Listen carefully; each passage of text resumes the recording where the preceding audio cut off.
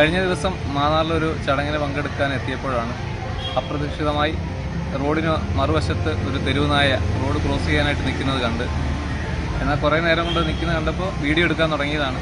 എന്നാൽ അത് ക്രോസ് ചെയ്യാതെ കുറച്ചുകൂടെ മുമ്പോട്ട് നടന്ന് കൃത്യമായിട്ട് തന്നെ ആ സീബ്ര ലൈൻ ക്രോസ് ചെയ്ത് വരുന്നത് വളരെ കൗതുകമായി തോന്നി. അതുകൊണ്ടാണ് ഞാൻ എൻ്റെ ഫേസ്ബുക്ക് പേജിൽ തന്നെ വൈകിട്ട് അത് പോസ്റ്റ് ചെയ്യുകയും തുടർന്ന് 2 ദിവസത്തിനുള്ളിൽ കേരള പോലീസ് അത് സർക്കാരിൻ്റെ ഔദ്യോഗിക പേജിൽ തന്നെ അത് റിലീസ് ചെയ്യുകയും അതിനൊരു അടിക്കുറിപ്പോടുകൂടി ഒരു ബോധവൽക്കരണ ക്ലാസ് എന്ന രീതിയിൽ തന്നെ ഒരു അടിക്കുറിപ്പോടുകൂടി അത് മീഡിയയിൽ വന്നതിൽ വളരെയധികം സന്തോഷം.